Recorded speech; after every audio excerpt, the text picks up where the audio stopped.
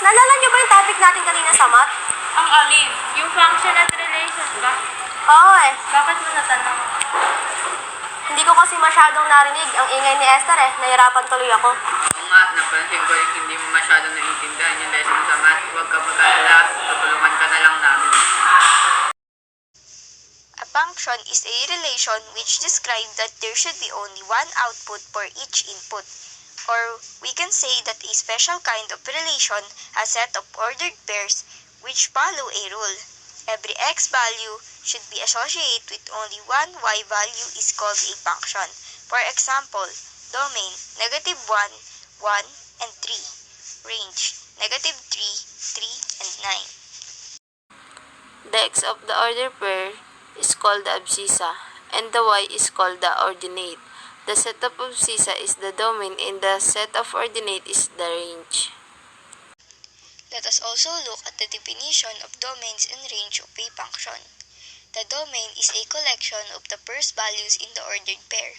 It is a set of all input x values. However, the range is a collection of the second values in the ordered pair. It is a set of all output values.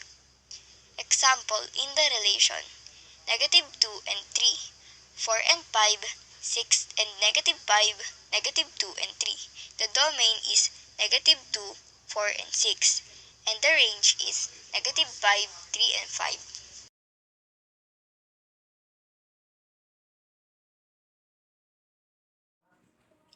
On the other hand, a relation is a set of ordered pairs, wherein each pair consists of elements from two sets.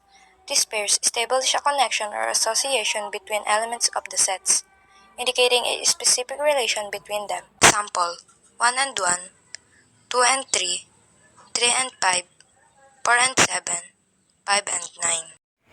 Note: a relation may or may not be a function, but all functions are relations. Do you know that from ordered pairs, relation can be represented into 3 or more different ways? Let me prove it to you. Example: 1 and 1, 2 and 3, 3 and 5, 4 and 7, 5 and 9. Table of values. A table of values is a set of ordered pairs, usually resulting from substituting numbers into an equation or relation. The equation determines the relationship between each pair of numbers in each ordered pair in the table of values. Mapping diagram. A mapping diagram consists of two parallel columns. The first column represents the domain of a function f, and the other column for its range. Lines or arrows are drawn from domain to range to represent the relation between any two elements. Graph. Function and relation are often illustrated graphically on a coordinate plane. Each point xy on the graph represents an input-output pair.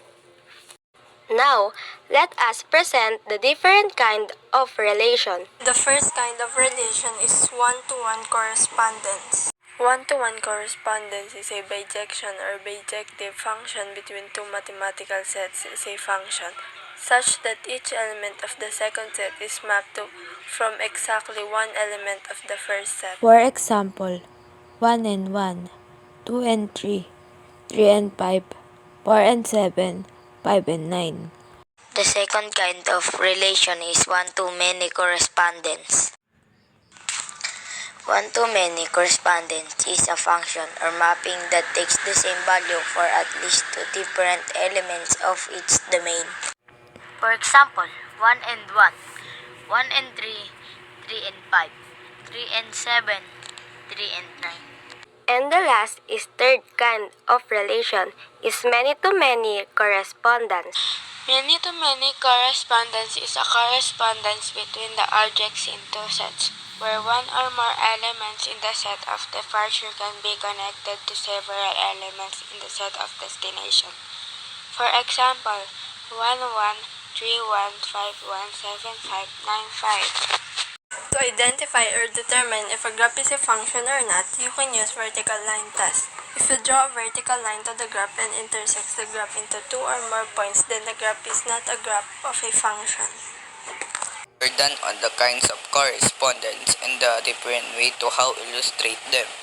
Now we will teach you how to determine if a graph is a function or not.